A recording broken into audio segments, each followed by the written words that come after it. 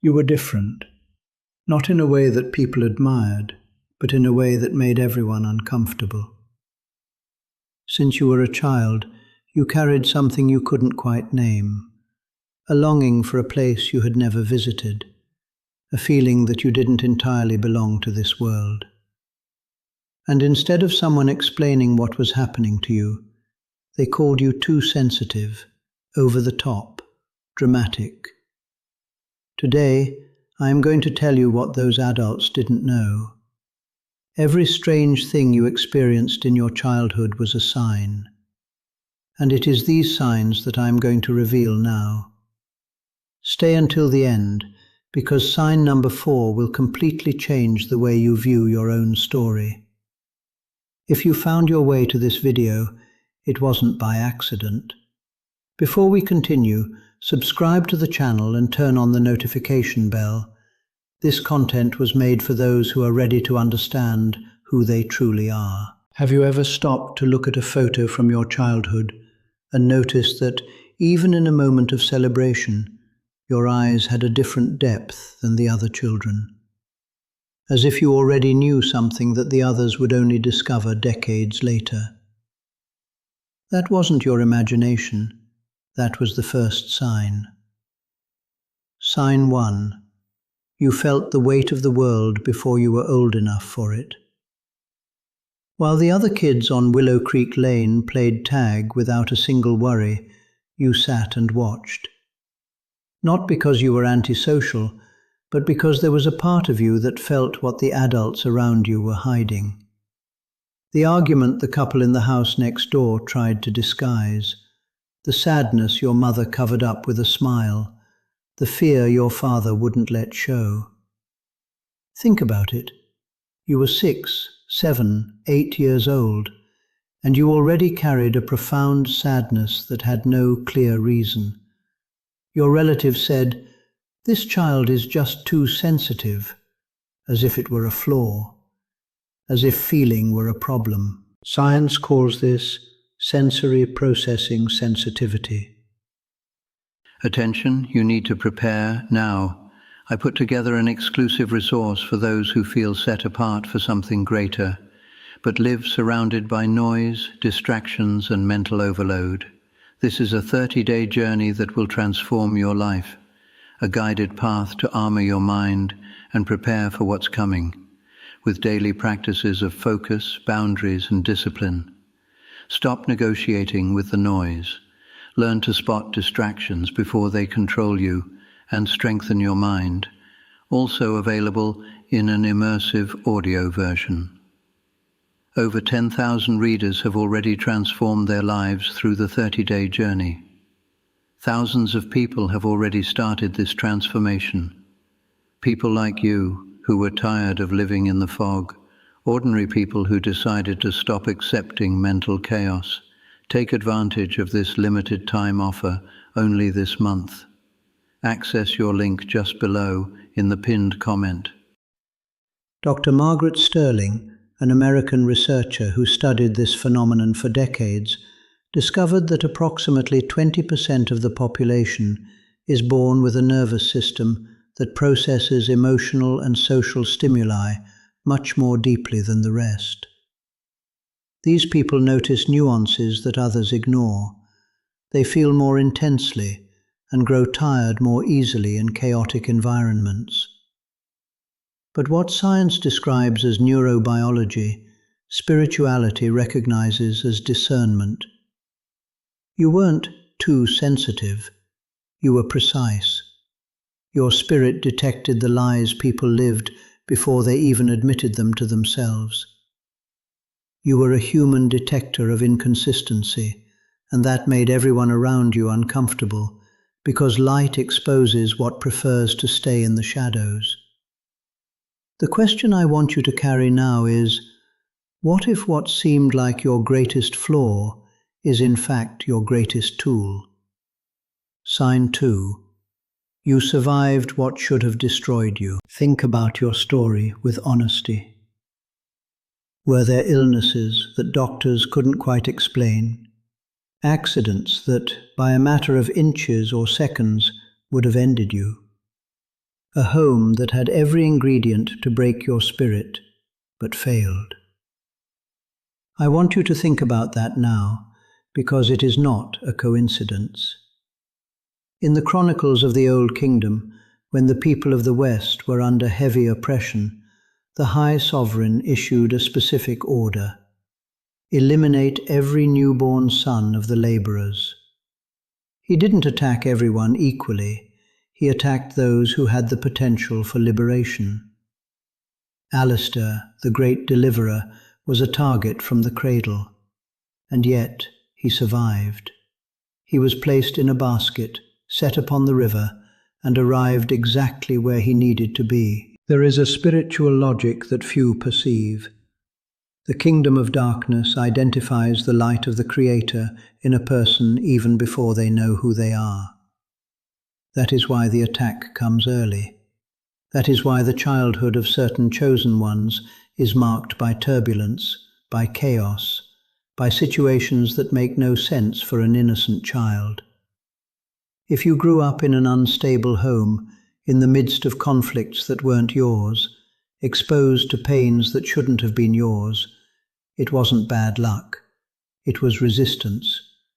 And the fact that you crossed through that and are still here, standing, conscious enough to watch this video, is the first concrete evidence that there is a protection over your life that goes beyond mere luck. Survivors are not just resilient, some are destined. If this content is touching something real inside of you, like the video now. This helps me deliver this message to more people who need to hear it today. Sign 3. You were rejected by your own family. This one hurts, I know. But I need to speak on it because many people carry this wound without understanding what it truly means. Were you the black sheep? The one who didn't fit in? The one others looked at with strangeness, as if you were from somewhere else? Perhaps your own parents didn't know how to handle you.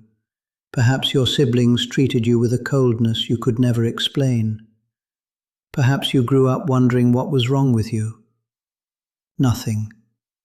There was nothing wrong with you. In ancient records, Samuel had a son named Julian, who was his father's favorite. And because of that, his brothers hated him with a disproportionate intensity. It wasn't because of anything he had done. It was because of the favor that rested upon him. The visible grace in someone provokes a visceral reaction in people who are still trapped in a lower level of consciousness. Not out of conscious malice, but because of something operating at the level of the spirit. Light bothers those who are not yet ready to confront their own darkness. Think about the cycle that happens in many American families. There is always that one relative who succeeded in a different way, who thought differently, who didn't accept the group's standards, and was punished for it with exclusion, with criticism, with labels, with comparisons. This process of exclusion is disguised as concern, as it's for your own good. But deep down, it is the group's discomfort with someone who points out, by their very existence, that it is possible to be different. The rejection you experienced within your own family wasn't about you. It was about the light you carried, which highlighted the chains they weren't yet ready to question. Sign 4. The doors that closed in your face were protection, not punishment. Here is the sign I promised would change your perspective. Pay attention. How many times in your life did a door close in a way that made you feel like everything was over? The job you didn't get. The relationship that didn't work out. The opportunity that slipped through your fingers. And you were left wondering what you had done wrong, why the heavens weren't on your side. But what if I told you those closed doors were among the greatest mercies of your life? Think about everything that was on the other side of those doors.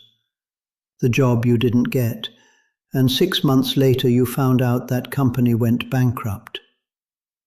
The relationship that didn't last, and years later you understood that person would have trapped you in a cycle that would have prevented you from growing. The opportunity that seemed to escape and made room for another that you couldn't even imagine at the time. The divine does not operate only by opening paths. He operates especially by closing the wrong ones. What happens in the life of a chosen one is that the right people and the right places have a defined expiration date in the grand plan. When someone leaves your life unexpectedly, sometimes without a fight, sometimes without a clear explanation, it isn't abandonment, it is relocation. The universe is reorganizing your environment for the next level of your mission, and not every person who was in the previous chapter has the spiritual capacity to be in the next one. The question I ask you now is simple. Which closed door in your life are you still trying to force open? Write it in the comments, because perhaps it is exactly that one that is being used as a providential detour. Sign 5. You went through years of intense loneliness. This sign is one of the most misunderstood, and it is the one that produces the most shame in the people who experience it. Did you have phases of life where loneliness wasn't a choice? It was a condition. While your peers were going out, dating, building social circles, you were alone. And not for a lack of social ability, but because of a deep sense that there was simply no one at your level of conversation, of feeling, of depth. Western culture is collective, loud, and social. Big families, close friends, weekend gatherings. When you don't fit that pattern, when you prefer a deep conversation to a noisy party, when you grow tired of superficial relationships, the judgment comes quickly. You're antisocial, you're arrogant, you think you're better than everyone. But look at what the history of great spiritual leaders has in common. They all passed through the wilderness before entering their mission. Alistair spent 40 years in the high desert before leading his people. Cedric spent years in the hills with the sheep, invisible to the world, before being anointed king. Silas spent 3 years in the western wilds after his awakening, before beginning his ministry. Even the Master himself spent 40 days in the wilderness before starting his public work. The desert is not punishment, it is training. In loneliness, the divine does something that cannot be done in the noise. He teaches you to depend only on his approval. He forms in you the capacity to worship without an audience, to act out of conviction instead of validation. He crushes the olive in the silence so the oil can flow. The process is uncomfortable, but the product is irreplaceable. If you went through this period of intense loneliness, or are still in it, understand that you have not been forgotten. You are being formed. Before the next sign, which is probably the heaviest of all, help me by sharing this video with someone who needs to hear this today.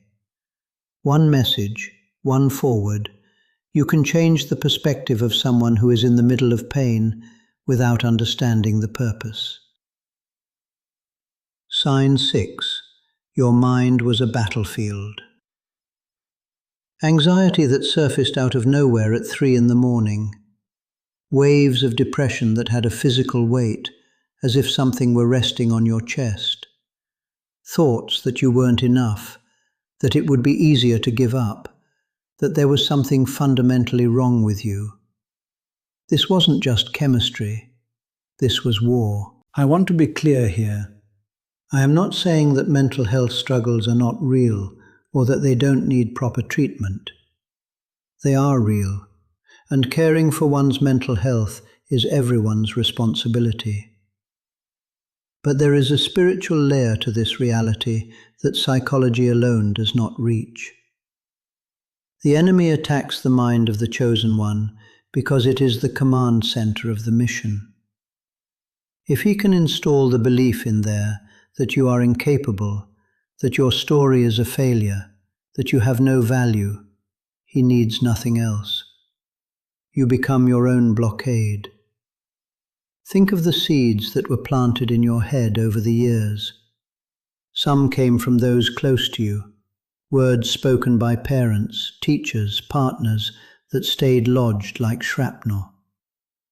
Others came from experiences of humiliation, of public failure, of moments when you exposed yourself and were rejected. And over time, you began to repeat those words to yourself in a voice more cruel than any external enemy could ever use. But here is what needs to stay with you.